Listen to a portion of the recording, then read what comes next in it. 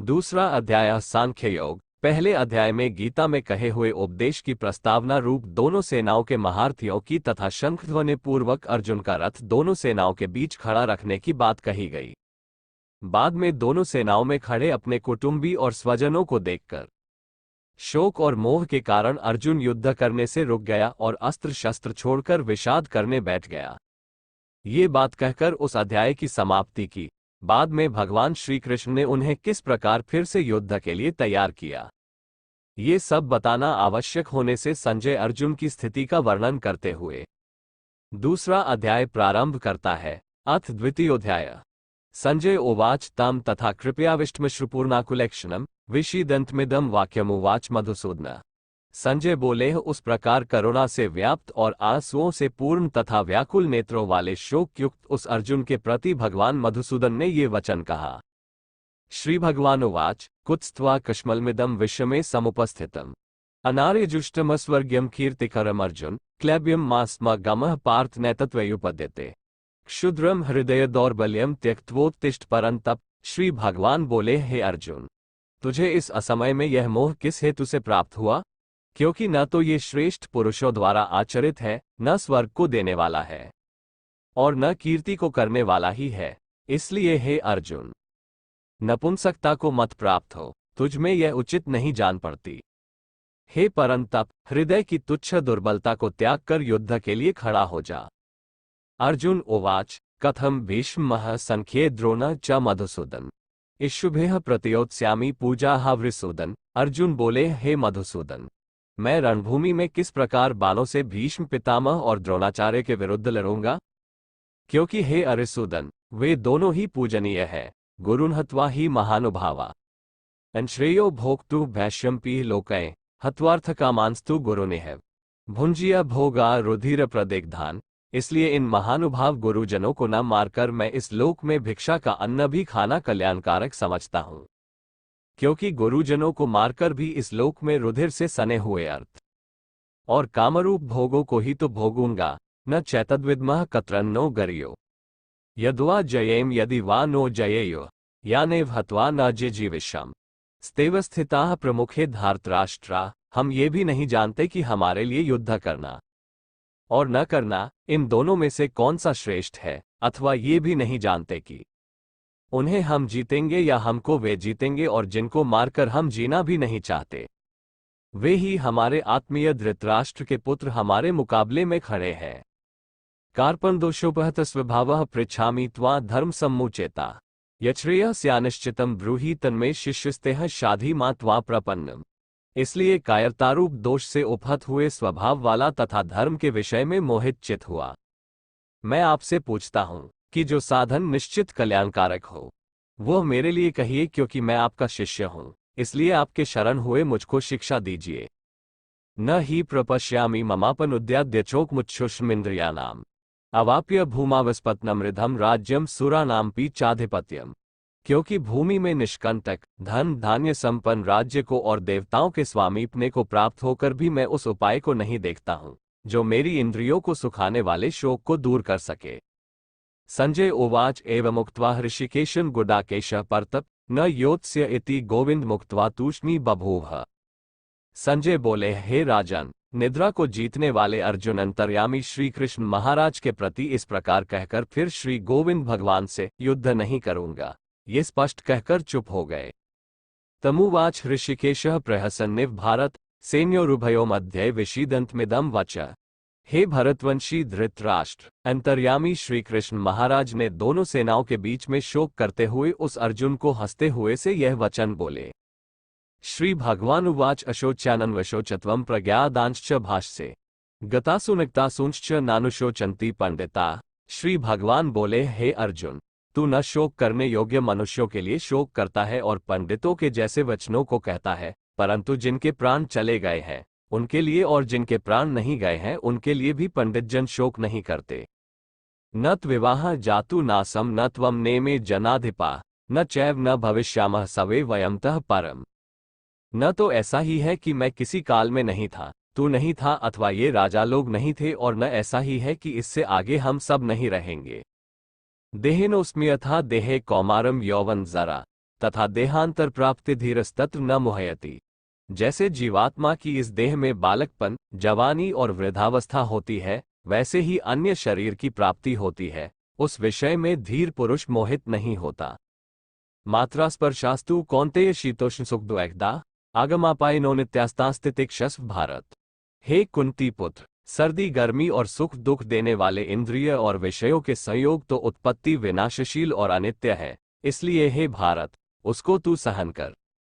यम ही न व्यथ्यन्त्येते पुरुषौषध समदुख सुख धीर सोमृतय कल्पते। क्योंकि हे पुरुष श्रेष्ठ, दुख सुख को समान समझने वाले जिस धीर पुरुष को ये इंद्रिय और विषयों के संयोग व्याकुल नहीं करते, वह मोक्ष के योग्य होता है। ना सतो विद्यते भावो ना भावो विद्यते सतः उभयोरपि दृष्टोन्स्त्वन्योस्तत्वदर्शिवे। असत वस्तु की सत्ता नहीं है और सत का अभाव नहीं है। इस प्रकार तत्वज्ञानी पुरुषों द्वारा इन दोनों का ही तत्व देखा गया है। अविनाशी तू तद्विद्धि येन सर्वमिदं ततम विनाशमव्ययस्यास्य न कश्चित कर्तुमर्ति। नाशरहित तो तू उसको जान जिससे ये संपूर्ण जगत दृश्यवर्ग व्याप्त है। इस अविनाशी का विनाश करने में भी कोई समर्थ नहीं है।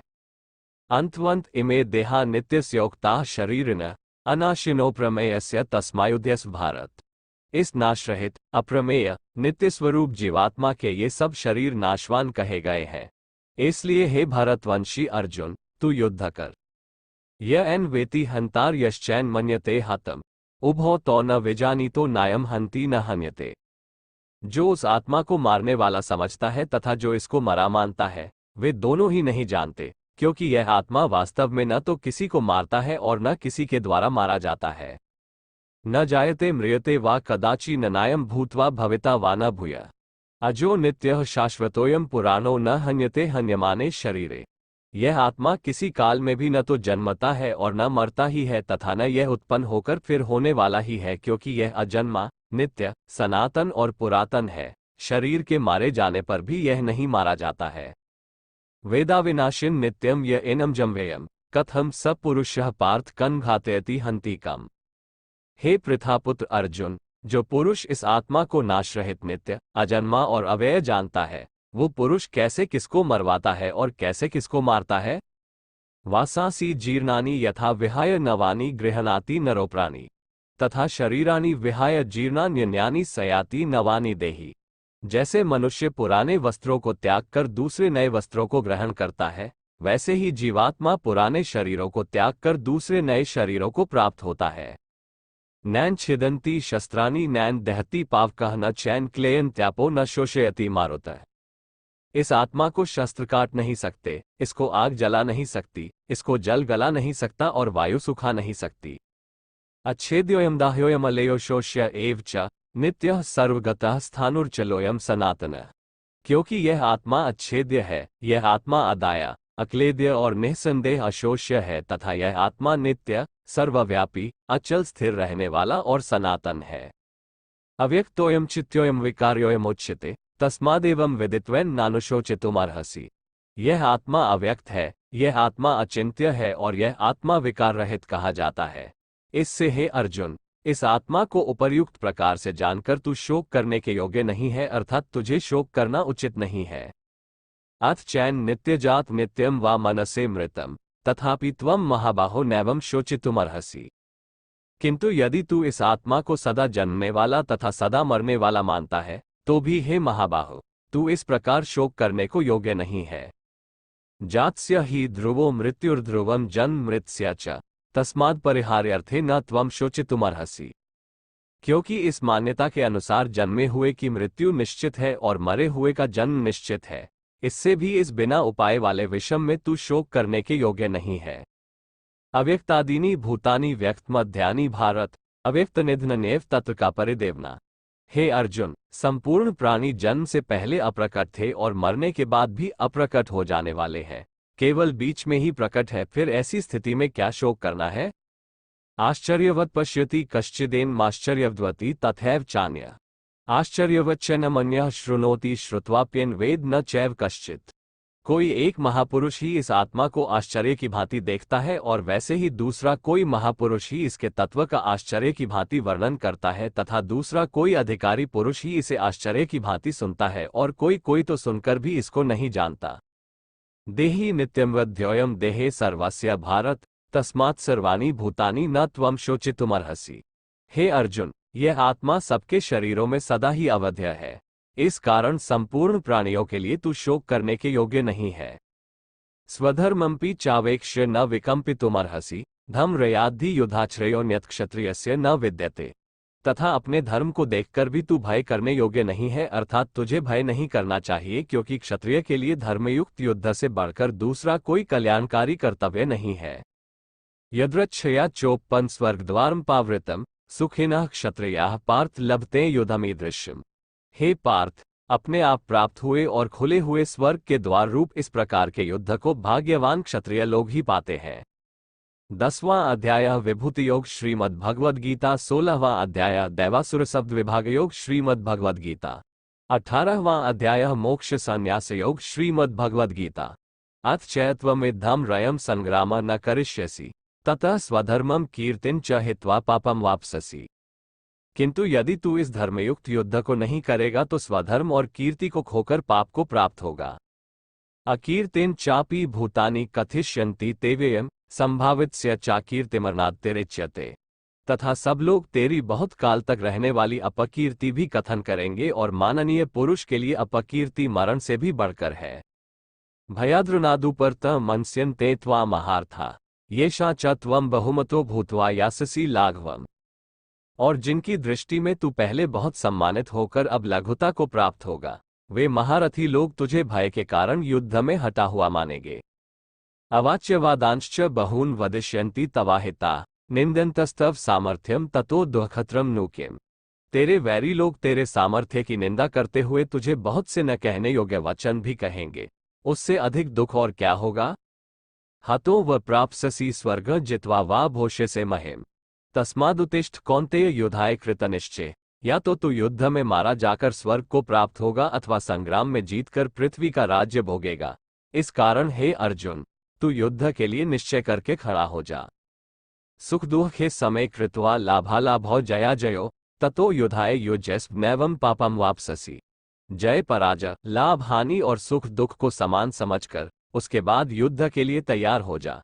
इस प्रकार युद्ध करने से तू पाप को नहीं प्राप्त होगा। अशते विहिता सांख्ये बुद्धिर्योगे त्विमा शृणु बुद्धया युक्तो यया पार्थ कर्मबंधम प्रहास्यसि। हे पार्थ, ये बुद्धि तेरे लिए ज्ञानयोग के विषय में कही गई और अब तू इसको कर्मयोग के विषय में सुन। जिस बुद्धि से युक्त हुआ तू कर्मों के बंधन को भलीभांति त्याग देगा, अर्थात सर्वथा नष्ट कर डालेगा। नेहाभिक्रम न शौस्ति प्रत्यवायो न विद्यते स्वल्पम्प्यस्य धर्मस्य त्रायते महतो भयात्। इस कर्मयोग में आरंभ का अर्थात बीज का नाश नहीं है और उल्टा फलरूप दोष भी नहीं है, बल्कि इस कर्मयोग रूप धर्म का थोड़ा सा भी साधन जन्म मृत्यु रूप महान भय से रक्षा कर लेता है। व्यवसायात्मिका बुद्धिरेकेह कुरुनंदन बहुशाखा हेनंताश्च बुद्धयो व्यवसायनम। हे अर्जुन, इस कर्मयोग में निश्चयात्मिका बुद्धि एक ही होती है, किंतु अस्थिर विचार वाले विवेकहीन सकौम मनुष्यों की बुद्धियां निश्चय ही बहुत भेदों वाली और अनंत होती है।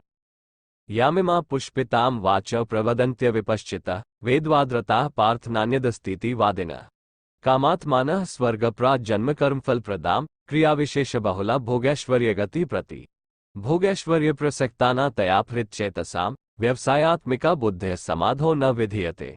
हे अर्जुन, जो भोगों में तन्मय हो रहे हैं, जो कर्मफल के प्रशंसक वेदवाक्यों में ही प्रीति रखते हैं, जिनकी बुद्धि में स्वर्ग ही परम प्राप्य वस्तु है और जो स्वर्ग से बढ़कर दूसरी कोई वस्तु ही नहीं है ऐसा कहने वाले हैं, वे अविवेकी जन इस प्रकार की जिस पुष्पित अर्थात दिखाव शोभायुक्त वाणी को कहा करते हैं, जो कि जन्मरूप कर्मफल देने वाली और भोग तथा ऐश्वर्य की प्राप्ति के लिए नाना प्रकार की बहुत सी क्रियाओं का वर्णन करने वाली है, उस वाणी द्वारा जिनका चित्त हर लिया गया है, जो भोग और ऐश्वर्य में अत्यंत आसक्त है, उन पुरुषों की परमात्मा में निश्चयात्मिका बुद्धि नहीं होती। त्रैगुण्य विषया वेदा निस्त्रैगुण्यो भवार्जुन निर्द्वंद्वो नित्य सत्वस्थो निर्योग क्षेम आत्मवान।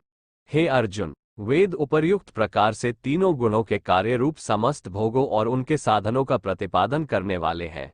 इसलिए तू उन भोगों और उनके साधनों में आसक्तिहीन, हर्ष शोकादि द्वंद्वों से रहित, नित्य वस्तु परमात्मा में स्थित, योग क्षेम को न चाहने वाला और स्वाधीन अंतःकरण वाला हो। यावोनत उद्पाने सर्वतः संप्लुतोदके तावान सर्वेषु वेदेषु ब्राह्मणस्य विजानता। सब ओर से परिपूर्ण जलाशय के प्राप्त हो जाने पर छोटे जलाशय में मनुष्य का जितना प्रयोजन रहता है, ब्रह्म को तत्व से जानने वाले ब्राह्मण का समस्त वेदों में उतना ही प्रयोजन रह जाता है। कर्मण्येवाधिकारस्ते मा फलेषु कदाचन माँ कर्मफल हेतुर्भुर्माते संगोसु कर्मणि। तेरा कर्म करने में ही अधिकार है, उनके फलों में कभी नहीं। इसलिए तू कर्मों के फल का हेतु मत हो तथा तेरी कर्म न करने में भी आसक्ति न हो। योगस्थः कुरु कर्माणि संगः त्यक्त्वा धनंजय सिद्धय सिद्धयोः समो भूत्वा समत्वम योग उच्यते। हे धनंजय, तू आसक्ति को त्याग कर तथा सिद्धि और असिद्धि में समान बुद्धि वाला होकर योग में स्थित हुआ कर्तव्य कर्मों को कर, समत्व भाव ही योग कहलाता है। दूरेन हयवर कर्म बुद्धियोगाधनंजय बुद्धो शरण मनविच्छा कृपणाः फलहेत्वा। इस समत्व बुद्धियोग से सकौम कर्म अत्यंत ही निम्न श्रेणी का है। इसलिए हे धनंजय, तू समबुद्धि में ही रक्षा का उपाय ढूंढ अर्थात बुद्धियोग का ही आश्रय ग्रहण कर, क्योंकि फल के हेतु बनने वाले अत्यंत दीन है। बुद्धियुक्तो जहाति उभे सुकृत दुष्कृते तस्माद्योगाय युज्यस्व योगः कर्मसु कौशलम। संबुद्धियुक्त पुरुष पुण्य और पाप दोनों को इसी लोक में त्याग देता है अर्थात उनसे मुक्त हो जाता है। इससे तू समत्व रूप योग में लग जा। ये समत्व रूप योग ही कर्मों में कुशलता है अर्थात कर्म बंधन से छूटने का उपाय है। कर्मजम बुद्धियुक्ता ही फल त्यक्त्वा मनीषिणः जन्मबंध्विनिर्मुक्ता पदम गच्छन्त्यनामयम्। क्योंकि संबुद्धि से युक्त ज्ञानीजन कर्मों से उत्पन्न होने वाले फल को त्याग कर जन्मरूप बंधन से मुक्त हो निर्विकार परम पद को प्राप्त हो जाते हैं। यदा ते मोहलिला बुद्धिर्व्यतितृष्यति तदा गंतासि निर्वेदम श्रोतव्यस्य श्रुत्स्य च। जिस काल में तेरी बुद्धि मोहरूप दलदल को भली भांति पार कर जाएगी, उस समय तू सुने हुए और सुनने में आने वाले इस लोक और परलोक संबंधी सभी भोगों से वैराग्य को प्राप्त हो जाएगा। श्रुति विप्रतिपन्ना ते यदा स्थास्यति निश्चला समाधावचला बुद्धिस्दा योगम वापससी। भांति भांति के वचनों को सुनने से विचलित हुई तेरी बुद्धि जब परमात्मा में अचल और स्थिर ठहर जाएगी, तब तू योग को प्राप्त हो जाएगा अर्थात तेरा परमात्मा से नित्य सहयोग हो जाएगा। अर्जुन उवाच स्थित प्रज्ञस्य का भाषा समाधिस्थस्य केशव स्थित धीः की प्रभाषित किमासीत व्रजित किम। अर्जुन बोले, हे केशव, समाधि में स्थित परमात्मा को प्राप्त हुए स्थिर बुद्धि पुरुष का क्या लक्षण है? वह स्थिर बुद्धि पुरुष कैसे बोलता है, कैसे बैठता है और कैसे चलता है? श्री भगवान उवाच प्रजहाति यदा कामान सर्वान् पार्थ मनोगतान आत्मनेवाम्ना तुष्टः स्थित प्रज्ञस्तदोच्यते। श्री भगवान बोले, हे अर्जुन, जिस काल में ये पुरुष मन में स्थित संपूर्ण कामनाओं को भली भांति त्याग देता है और आत्मा से आत्मा में ही संतुष्ट रहता है, उस काल में वह स्थित प्रज्ञ कहा जाता है। दुःखेष्वनुद्विग्नं न सुखेषु विगत स्पृहः वीतरागभय क्रोधः स्थित धीर मुनिरुच्यते। दुखों की प्राप्ति होने पर जिसके मन पर उद्वेग नहीं होता, सुखों की प्राप्ति में जो सर्वथा निःस्पृह है तथा जिसके राग, भय और क्रोध नष्ट हो गए हैं, ऐसा मुनि स्थिर बुद्धि कहा जाता है। यह सर्वत्रान्भिस्नेह तत्प्राप्य शुभाशुभम नाभिनंदति न द्वेष्टि तस्य प्रज्ञा प्रतिष्ठिता। जो पुरुष सर्वत्र स्नेह रहित हुआ उस शुभ या अशुभ वस्तु को प्राप्त होकर न प्रसन्न होता है और न द्वेष करता है, उसकी बुद्धि स्थिर है। यदा संहरते चायम कूर्मोऽग्निः सर्वस्य इंद्रियानीन्द्रियार्थेभ्यस्तस्य प्रज्ञा प्रतिष्ठिता। और जैसे कछुआ सब ओर से अपने अंगों को समेट लेता है, वैसे ही जब ये पुरुष इंद्रियों के विषयों से इंद्रियों के सब प्रकार से हटा लेता है, तब उसकी बुद्धि स्थिर है, ऐसा समझना चाहिए। विषया विनिवर्तन्ते निराहारस्य देहिनः रसवज रसोप्यस्य परम दृष्ट्वा निवर्ते। इंद्रियों के द्वारा विषयों को ग्रहण न करने वाले पुरुष के भी केवल विषय तो निवृत्त हो जाते हैं, परंतु उनमें रहने वाली आसक्ति निवृत्त नहीं होती। इस स्थित प्रज्ञ पुरुष की तो आसक्ति भी परमात्मा का साक्षात्कार करके निवृत्त हो जाती है। यत्तो हयपि कौन्तेय पुरुषस्य विपश्चितः इंद्रियाणि प्रमाथीनि हरन्ति प्रसभन मन। हे अर्जुन, आसक्ति का नाश न होने के कारण ये प्रमथन स्वभाव वाली इंद्रियां यत्न करते हुए बुद्धिमान पुरुष के मन को भी बलात् हर लेती है। तानि सर्वाणि संयम्य युक्त आसीत मत पर वशे ही यस्येन्द्रियाणि तस्य प्रज्ञा प्रतिष्ठिता। इसलिए साधक को चाहिए कि वह उन संपूर्ण इंद्रियों को वश में करके समाहित चित्त हुआ मेरे परायण होकर ध्यान में बैठे, क्योंकि जिस पुरुष की इंद्रियां वश में होती हैं उसी की बुद्धि स्थिर हो जाती है। ध्यायतो विषया पुंसः संगस्तेषु उपजायते संगात् स जायते कामः कामाय क्रोधोभिजायते। विषयों का चिंतन करने वाले पुरुष की उन विषयों में आसक्ति हो जाती है, आसक्ति से उन विषयों की कामना उत्पन्न होती है और कामना में विघ्न पड़ने से क्रोध उत्पन्न होता है। क्रोधाद् भवति सम्मोहः सम्मोहात् स्मृतिविभ्रमः स्मृतिभ्रंशात् बुद्धिनाशो बुद्धिनाशात् प्रणश्यति। क्रोध से अत्यंत मूढ़भाव उत्पन्न हो जाता है, मूढ़भाव से स्मृति में भ्रम हो जाता है, स्मृति में भ्रम हो जाने से बुद्धि अर्थात ज्ञान शक्ति का नाश हो जाता है और बुद्धि का नाश हो जाने से यह पुरुष अपनी स्थिति से गिर जाता है। रागद्वेष वियुक्तस्तु विषयानिन्द्रियाश्चरन् आत्मविषयैर्विधेयात्मा प्रसादमधिगच्छति।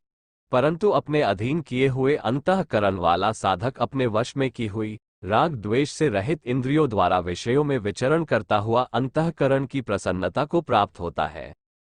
प्रसादे सर्वदुःखाना हानिर्स्योपजायते प्रसन्नचेतसो ह्याशु बुद्धेः पर्यवतिष्ठते। अंतःकरण की प्रसन्नता होने पर इसके संपूर्ण दुखों का अभाव हो जाता है और उस प्रसन्न चित्त वाले कर्मयोगी की बुद्धि शीघ्र ही सब ओर से हटकर परमात्मा में ही भली भांति स्थिर हो जाती है। नास्ति बुद्धिर्युक्तस्य न चायुक्तस्य भावना न चाभाव्यतः शांतिर्शांतस्य कुतः सुखम। न जीते हुए मन और इंद्रियों वाले पुरुष में निश्चयात्मिका बुद्धि नहीं होती और उस अयुक्त मनुष्य के अंतःकरण में भावना भी नहीं होती तथा भावनहीन मनुष्य को शांति नहीं मिलती और शांतिरहित मनुष्य को सुख कैसे मिल सकता है। इंद्रियाणा ही चरता यन्मनोनुविधीयते तदस्य हरति प्रज्ञा वायुनावमिवांसि। क्योंकि जैसे जल में चलने वाली नाव को वायु हर लेती है, वैसे ही विषयों में विचरती हुई इंद्रियों में से मन जिस इंद्रिय के साथ रहता है वह एक ही इंद्रिय इस अयुक्त पुरुष की बुद्धि को हर लेती है। तस्माद्यस्य महाबाहो निगृहीतानि सर्वशः इंद्रियाणीन्द्रियार्थेभ्यस्तस्य प्रज्ञा प्रतिष्ठिता। इसलिए हे महाबाहो, जिस पुरुष की इंद्रियां इंद्रियों के विषयों से सब प्रकार निग्रह की हुई है उसी की बुद्धि स्थिर है। या निशा सर्वभूतानैन तस्या जागृति संयमी यस्या जागृति भूतानि सा निशा पश्यतो मुने। संपूर्ण प्राणियों के लिए जो रात्रि के समान है उस नित्य ज्ञान स्वरूप परमानंद की प्राप्ति में स्थित प्रज्ञ योगी जागता है और जिस नाशवान सांसारिक सुख की प्राप्ति में सब प्राणी जागते हैं, परमात्मा के तत्व को जानने वाले मुनि के लिए वह रात्रि के समान है। आपुर्मान्मचल प्रतिष्ठम समुद्रमापः प्रविशन्ति यद्वत् तद्वत् कामा यम प्रविशन्ति सवे स शांतिमाप्नोति न कामकामी। जैसे नाना नदियों के जल सब ओर से परिपूर्ण अचल प्रतिष्ठा वाले समुद्र में उसको विचलित न करते हुए ही समा जाते हैं, वैसे ही सब भोग जिस स्थित प्रज्ञ पुरुष में किसी प्रकार का विकार उत्पन्न किए बिना ही समा जाते हैं, वही पुरुष परम शांति को प्राप्त होता है, भोगों को चाहने वाला नहीं।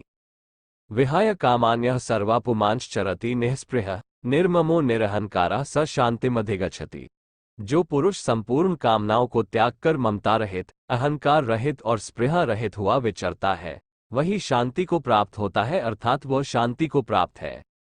अश ब्राह्मी स्थितेः पार्थ नैना प्राप्य विमोहयति स्थित्वा स्यान्तकालेपि ब्रह्मनिर्वाणं रक्षति। हे अर्जुन, ये ब्रह्म को प्राप्त हुए पुरुष की स्थिति है।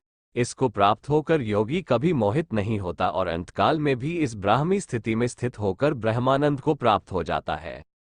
ओम तत्सदिति श्रीमद्भगवद्गीतासूपनिषत्सु ब्रह्मविद्या योगशास्त्रे श्रीकृष्णार्जुन संवादे सांख्ययोगो नाम द्वितीयोऽध्यायः। इस प्रकार उपनिषद, ब्रह्मविद्या तथा योग शास्त्र रूप श्रीमद् भगवद्गीता के श्री कृष्ण अर्जुन संवाद में सांख्य योग नामक द्वितीय अध्याय संपूर्ण हुआ।